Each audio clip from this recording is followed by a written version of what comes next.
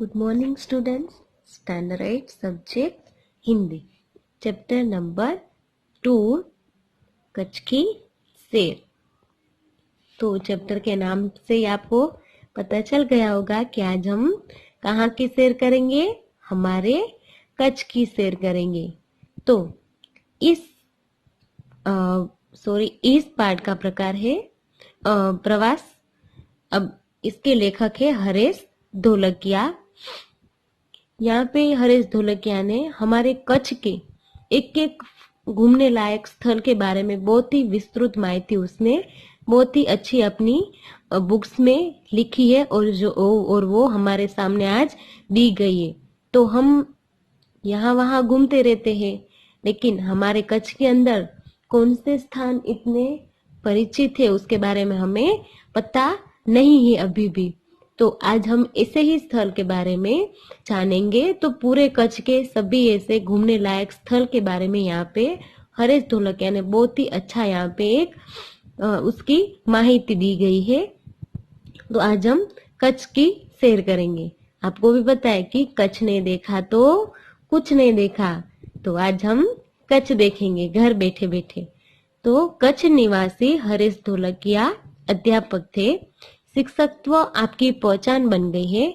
पूर्व राष्ट्रपति श्री एपीजे अब्दुल कलाम के बहुचर्चित विंग्स ऑफ फायर पुस्तक का आपने गुजराती भाषा में अनुवाद अगनपंख शीर्षक से किया है। शिक्षण कार्य के आपके अनुभव, संशोधनात्मक लेखन कार्य तथा पत्रकारित्व आपके लेखन के क्षेत्र है। कच्छ मित्र में आप सुरखाप स्तंभ अंतर्गत लिखते हैं। आपका सर्जन कार्य अंगदनो पग, 400% आनंद तथा शिक्षण संबंधी गुजराती साहित्य लोकप्रिय है। प्रस्तुत इकाई में आपने कच्छ का परिचय कराने का प्रयास किया है, जिसमें कच्छ एवं इर्द गिर्द के दर्शनीय स्थानों का परिचय कराया है। इस इकाई में अपनी संस्कृति का आदर, अपनी विरासत का संरक्षण, देश प्रेम आदि मूल्यों का विकसित किया गया है। यहाँ आपकी रचना कच्छ यात्रा का भावानुवाद प्रस्तुत है। तो चलो हम प्रवास पर जाते हैं। यात्रावृत्त इसका प्रकार है यात्रावृत्त। यहाँ पे चित्र देख सकते हो आप। अब स्टार्ट करते हैं। चलो सब लोग कच्छ घूमने के लिए रेडी हो जाओ। विशाल भारत में अनेक दर्शनीय प्रांत है, सबका अपना महत्व एवं सौंदर्य है। गुजरात उनमें से एक अनूठा राज्य है। गुजरात का एक विशिष्ट जिला है, वो है कच्छ। तो कच्छ का नाम कैसे पड़ा? आपको कभी ये क्वेश्चन नहीं हुआ है? तो मैं बताती हूँ कि कच्छ का जो मैप है वो एक कछुए जैसा है, उसमें से नाम पड़ा हमारा कच्छ, जो गुजरात का अत्यंत रमणीय प्रदेश है। यात्रियों के लिए कच्छ आकर्षण का केंद्र है। इसका पौराणिक महत्व भी कम नहीं है। अनेक दर्शनीय स्थानों के वैविध्य के कारण इसे म्यूजियम यानी कि संग्रहालय भी कह सकते हैं। कच्छ में प्रवेश करते ही हमें रेगिस्तान के दो भाग देखने को मिलते हैं, एक छोटा रेगिस्तान और दूसरा बड़ा रेगिस्तान। इन दोनों में रेगिस्तान जैसा कोई लक्षण नहीं दिखाई देता, रेत कहीं नजर नहीं आती। अंततः यह अनूठा रेगिस्तान है। रेगिस्तान में क्या होती है कि रेत होती है, लेकिन यहाँ पे ये ऐसा रेगिस्तान है कि जिसके अंदर रेत नजर नहीं आती, यानी कि एक अनूठा रेगिस्तान है। सामखियाली को हम कच्छ का प्रवेश द्वार कह सकते हैं। आपने नाम सुना होगा सामखियाली। वहां से हमारी कच्छ स्टार्ट होता है, यानी कि वो हमारा प्रवेश द्वार कहा जाता है। वहां से हमारा कच्छ स्टार्ट होता है। कच्छ की यात्रा यहीं से ही आरंभ होती है। यहाँ से उत्तर दिशा की ओर यात्रा का प्रारंभ होता है। रापर से धोलावीरा पहुंचते ही हमारे प्राचीन संस्कृति मोहेंजोदड़ो का स्मरण हो जाता है। ये रहा धोलावीरा।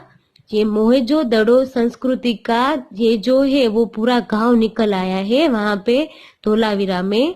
और वो कितने साल पुराना है? तो यह स्थान 5000 वर्ष के अवशेषों का अंग है।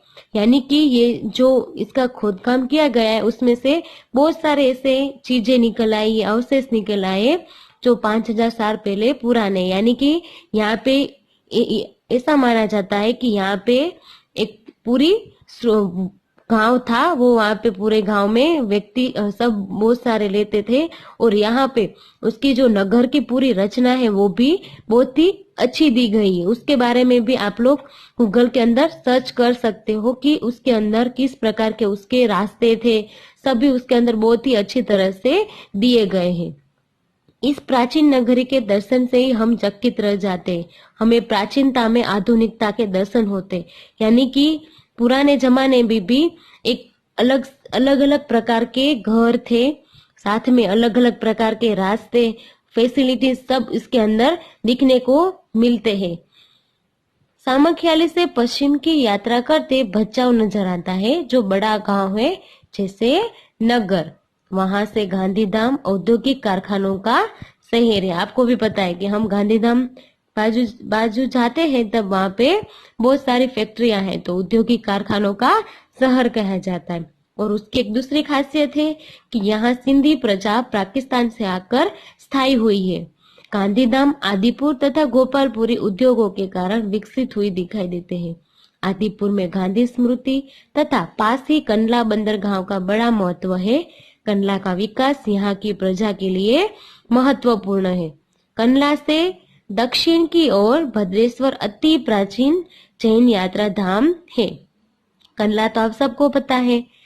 संगमरमर से बना 2500 वर्ष पुराना जिनालय भूकंप में खंडित हुआ है। उसके पुनर्निर्माण का कार्य जोरों से चल रहा है। आप यहाँ पे देख सकते हो, ये रहा जिनालय।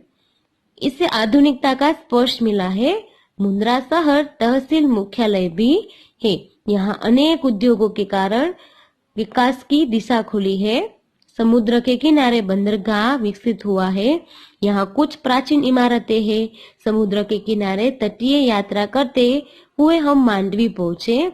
मांडवी अति सुंदर बंदरगाह है। आपने सब मांडवी गए होंगे, स्कूल में भी आप लोग पिकनिक बहुत बार जा चुके हो। बड़ा प्राचीन नगर है। यह शहर राजा के महल, पवन चक्कियों तथा समुद्र तट के कारण अधिक दर्शनीय बना है। पहले ऐसे कहा जाता था कि कच्छ में पवन चक्कियां वहां पे मांडवी में ही दिखने को मिलती थी। बाद में यहाँ पे विजय विलास पैलेस भी है, आपको पता है। उसके बाद है यहाँ VRTI ग्राम्य संस्था है। 72 जिनालय है। पास ही बिदड़ा गांव में अंतरराष्ट्रीय अस्पताल है। बिदड़ा गांव में इंटरनेशनल हॉस्पिटल है। मांडवी से आगे चलते डुमरा, कोठीरा, सुगरी तो नहीं है, यहाँ पे गलत है, सुथरी और जखो महत्वपूर्ण गांव है। जैनों का प्राधान्य यहाँ नजर आता है। नलिया शहर तहसील का केंद्र है। यहाँ वायुसेना का मुख्य अड्डा, यानी कि वहां पे एयरफोर्स का पूरा मुख्य अड्डा कहाँ पे है? नलिया में है। तो अभी तक हम लोग कहाँ कहाँ घूम लिया हमने? रापर में धोलावीरा, कंडला, गांधीधाम, भचाऊ, उसके बाद मुंद्रा, बहुत सारे जगह घूम लिए हमने। तो अब हम आज इतना ही घूमेंगे। ओके, ठंडी बहुत है तो बहुत घूमेंगे तो सर्दी हो जाएगी ना। तो आज हम कच्छ के इतने ही स्थल घूमेंगे।